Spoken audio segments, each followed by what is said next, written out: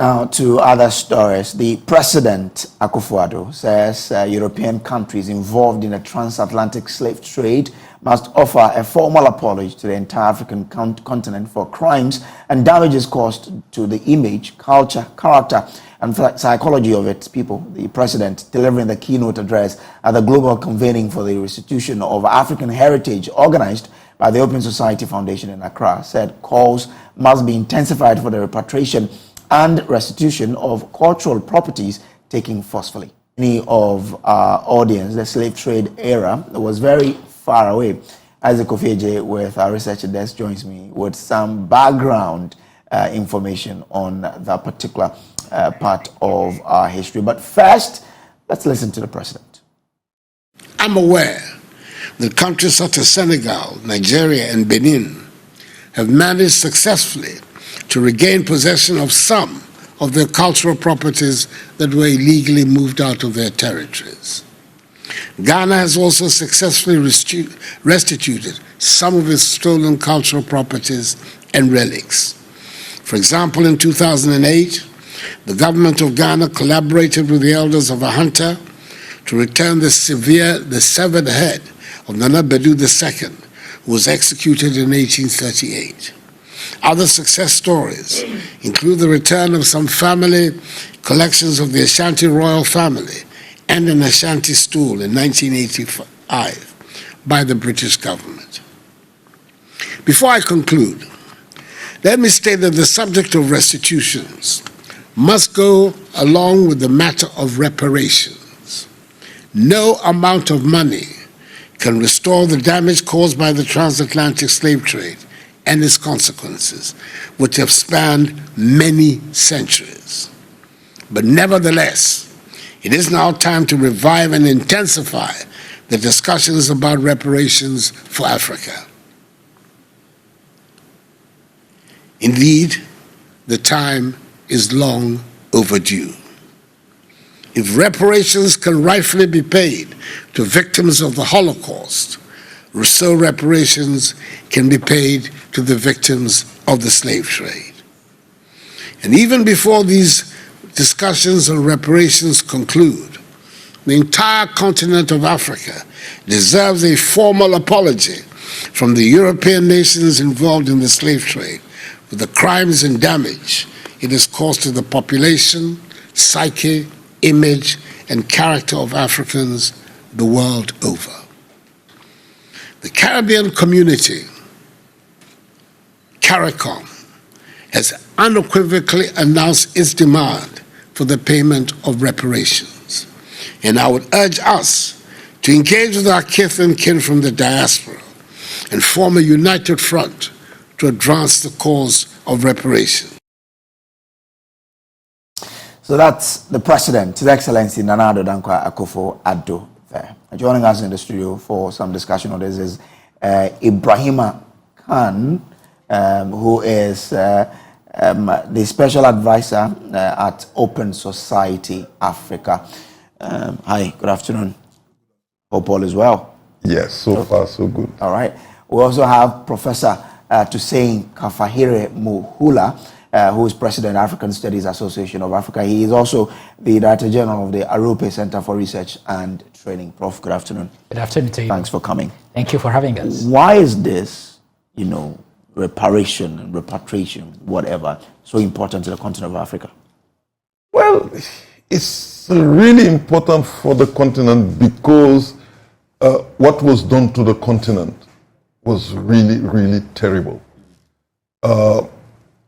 First, you have the slavery. After the slavery, you have colonization. And during the colonization, they looted, all our communities. They have taken, what was really precious for our life and taken to European countries and now exposed in European museum. If you look at our economy, if you look at the way we live today, it's the consequences of all those criminal acts that was done in the last 5 centuries. So now there is in Africa, and elsewhere in the, for example, in the Caribbean, in what we call the diaspora, there is, a development of kind of consciousness about Africa. We should not continue to accept what happened to us. We've seen in other situations, what happened to the Jews during the Holocaust. The situation was sorted out. And you have many, many other claims coming in different parts of the world. Why not Africans? And why not, for example, to start with the restitution of our heritage resources? No, I'm not saying artifacts only. It's the heritage resources. There are many, many other things that they have taken from us violently. Okay. And now we need those things to be back on our continent because we need them, for the development of our economy, for the studies in our universities, for many, many things. So the time has come for Africans to really start thinking about seriously, methodologically, about all those things. And it's about general reparation, which take different from restitution is one of them. Okay. Restitution of our artifact, restitution of our heritage resources. And if that is done, the new generation of Africans will have in their hands many, many tools that they can use to transform their society. Okay. Prof, what must be the approach? Because from where I come from, and the president mentioned, in Ahanta, our chief was beheaded so many years ago, and he was taken to Netherlands for over 100 years. The head was kept in a jar. In 2008, when they were bringing it, it was only the head that was brought. That's why I'm asking for what should be the approach that the African continent would take in demanding these things. Well, maybe I can build on what Ibrahim has just said and respond to that question by saying actually it takes what we're doing now. First of all, Africans across the continent are coming together, to begin to address these issues as from a Pan-African perspective. So it is creating a new awareness, as Ibrahim was saying, but also Africans are reappropriating themselves, I would say, the narratives, the discourse about this. And so what it will take is to say what is it that African really wants, and not what the West wants to make Africans believe they need, right? So that shift in narrative, in rhetoric, in discourse, making is already something that is galvanizing, strengthening, I would say, that Pan-African consciousness.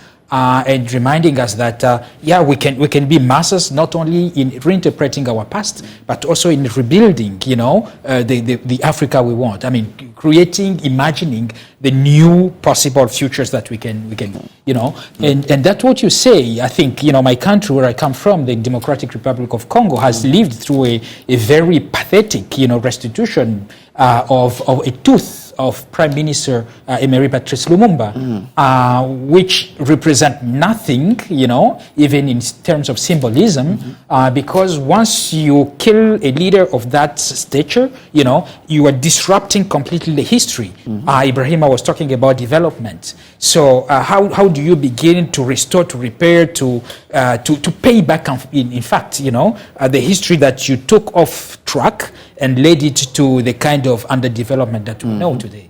So all of these are the questions that Africans need to come together, sit around the table, and define the kind of perspectives that we want and the demands that we want to put on the table. But now it looks like individual countries are asking of the European countries, do this, do that. From what you're saying, it means that we have to go in a unit. The continent has to do that. But how do we do it? Well, we've started very well. The AU convened meetings for African experts on heritage resources, and they came up with a common African position, the restitution of heritage resources. One of the main difficulty for this restitution is the fact that when these objects were looted, they were looted when there was no Ghana, there was no Nigeria, there was no Senegal, there was no... so they were looted in the continent, in African continent. So these heritage resources belong to the continent, first. Two, they are now in museums in Africa. These objects were not in the museum. It was in palaces, it was in places that for worshipping and all other stuff. So we need to take them back and to put them in those places. But it's for us to determine how this thing needs to be done. So we have to talk to the communities, we have to talk to NGOs, to, even the traders, because if these artifacts come back, you won't believe it, but it will change many, many things. Our perception of ourselves, the way we deal with issues, the way we construct, the way we build houses, the way we do many, many things. So that only require a lot of thinking on our side on how to do it. That was particularly the purpose of the common African position on restitution. 2, you have to negotiate. 55 African countries needs to negotiate together with the European countries. Each country has its own approach of things. In Germany, it's not even the federal government that deal with the issues, the landers. In Belgium, in France, it's directly the state. In the UK, it's not even the state, it's a foundation that runs the British Library. So in all those different approaches, you need a common approach from African countries. And we have already that. Now, the next step is where are these artifacts? Because many of them are in museums, but some of them were also looted by individuals and militaries and others, kept in their house. So we need to identify all of them. And there is a lot of work to be done by our academics, by many people going through those. And sometimes what is exposed in the museum is just less than what is underground in the basement and other stuff. All this needs to be done. So if we have all those information, now the conversation will start. Can begin. I was asking that especially because, recently when the Asante was in Britain, he took advantage to meet with the Library Board of the UK to discuss how to repatriate the artifact of the Asante Kingdom back here. So now we're looking at not just the Asantes, not just Ahantes, not just the Fantes, or not just Ghana, but we're looking at the whole of the continent as a whole. So there's a lot of work to be done. But this conversation we're having, a lot of us young people didn't live in those periods.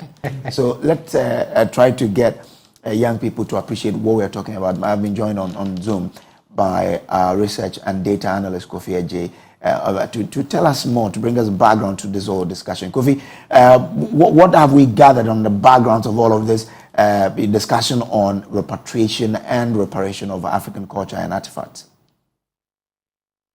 Right, great. So if you can hear me, the transatlantic slave trade is one of the largest human force movements in history, for instance. It spanned between the 16th to 19th century, where close to 12 to 15 million Africans were actually enslaved, and primarily they're carried to either the European countries or in Africa. And then I actually have data, and I want to share with you.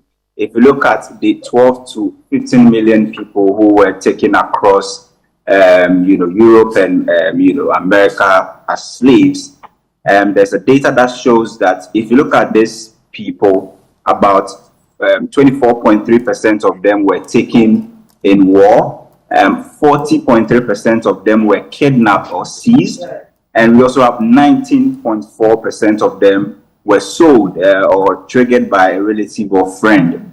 And if you look at 16% of them went through judicial process.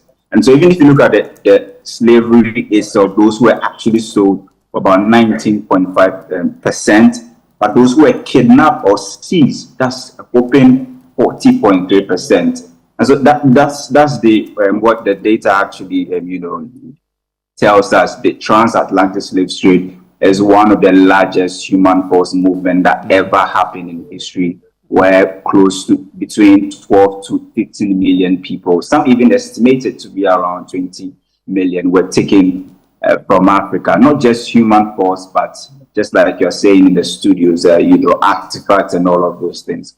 And people now have the argument that if we bring back this artifact to Africa, then we'll now have a positive effect on our economies. Because if you look at tourism, for instance, in Ghana, the inflows is estimated around $3.3 billion every year. And it contributes about 5% to GDP. And so if we have all of these things in our, our museums and all of those things, then it's going to help our economy, for instance. Just like when we just did, renovation of the Nkrumah Memorial Park, you see the number of people that thronged the place to look at the place, and it's actually boosted tourism, where even just the beyond return and the year of return that we did, an estimated number of close to 1.1 million people came from Europe and across the world just to come to Ghana to experience the history. And so, the argument has been made. Things that were taken from Africa must come back because if you quantify the human resource that was taken out and then also the artifacts, it's huge and very significant, Grace. Interesting. So it means that we're talking about a whole lot more than just artifact here. We're even looking at the people who were shipped. Can we even talk about that? Can it be part of the engagement that, look, you took away about 20 million of our people and they helped to build your economies? But you know what is interesting? It's not just what happened at that time. I think it's more than 20 million. An academic from the University UCLA in California said it's about 78 million people who were transported over the 500 years. It's not just about that. It's also to make the parallel between what happened at that time and the problem we are having today with migration. What moral the Europeans have today to stop Africans going to Europe? Which moral? And that's their country. Did they ask us to go to the Caribbean or to America? Your colleague told us how they were taken to that place. This work give us more argument in everything that we are doing in Africa. Not only on economic aspect, but even political aspect. Because today, what is happening in migration is the European telling us who can move and who cannot move. Okay. In the past, they didn't ask the same question. They came they came, put them, use them, the economy of many places. Recently, the Guardian, that newspaper in the UK, showed that cities like Manchester, cities like Bristol, even the royal family gained from the slave trade. So today, these people have to account. These cities have to account because their wealth is based on, the blood and tears of African. Okay. So when I say the homework needs to be done by African, it's that type of work. Okay. To be done in the way that politically, economically, socially, we are bold enough now to confront those who are trying to undermine us in different ways in international relations. Prof, when Ibrahima was speaking, he made mention earlier, he spoke about the Jewish example and how they said because of their killings, they made certain demands. Can we then say, for example, the same issue about those long years ago, how my king's head was beheaded? It was the Dutch-Hunter War that resulted in the death of this man. It resulted in the death of a lot of people. Can the case be made that because of the several wars the Europeans, brought on the continent of Africa, these are the demands that we, the children of the continent, are making? Well, my fear, honestly, is that we are thinking these important questions within a Western paradigm, which concerns mostly economics. Okay. I think oftentimes we tend to reduce it to that market, type of thinking. I think when your colleague was talking, he said, just think about, the amount of money we can generate from museums, even if these artifacts had to come back to the continent, and this is the value added to the kind of conferences that we're having, this coming together, we're creating spaces where Africans from all walks of life, from different disciplines, we can come together and we begin to think and to shape the kind of policies that we would like to see, happen, and the kind of futures actually that we would like to imagine for Africa. And so I think it would be a trap that we need to be aware of, to continue thinking within the very framework of economic, like the capitalism of the West, right? The question has ramifications that are deeply moral. I think Ibrahim had talked about it. That are deeply spiritual, right? Because a human being and the value that we add to this life transcend, I would say, the amount of money we can generate. It is how do I look at your face and I recognize that there is a huge moral responsibility that I have vis-a-vis of you, whether you are bringing money to the table or not. And so I'm just bringing this to the attention of the audience to say, yes, the question is much deeper and much more complex. And I think Ibrahim has tried to also refer to that complexity of the question. So I think I've heard about research, that we need to do a research to understand what the real issues are. Is that where we begin from? If we get step by step, how do we do it? Research is certainly part and parcel of what we're doing. And as I was talking before, I said everybody coming around the table has to bring what they have to bring. Scholars, academics, researchers have to do their homework and teach us what to do with all of these artifacts, for instance.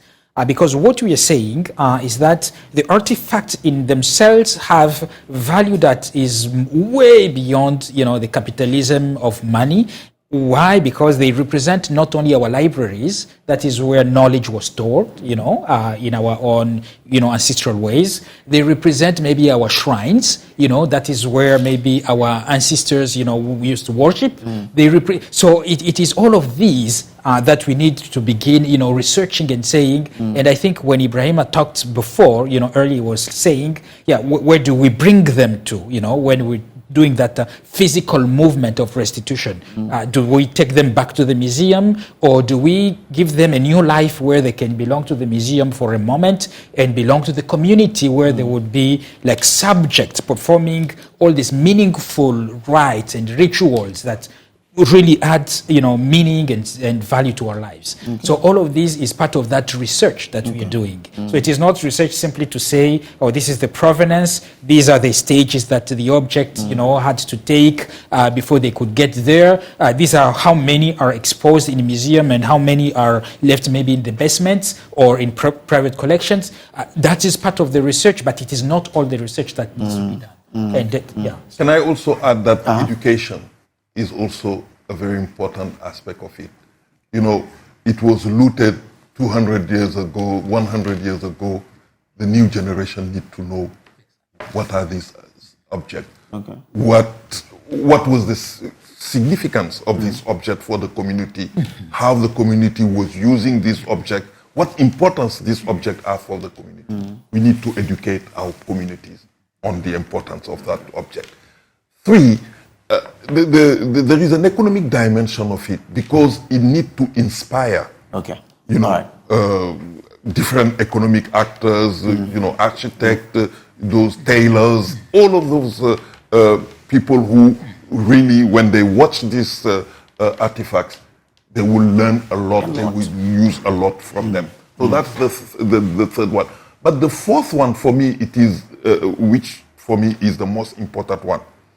It's the significance for the continent. It's part of our identity, a part of our heritage, and the usefulness of the heritage is to know what to do next. All right then. It's a wonderful conversation that I'm sure we can finish today. We need to have it more often, so that a lot of us will learn, in this regard. I'm grateful to you for coming. For example, now you've told me that the head that was brought, we shouldn't bury it. We should put it in a museum that the young children will come and learn from it. So I'm grateful to you for coming through. Ibrahima Khan is with the Open Society Africa. He's a special advisor there. Professor Tusan Kafahire Muhula is Director General of the Arupe Center for Research and Training. He's also the President of the African Studies Association of Africa.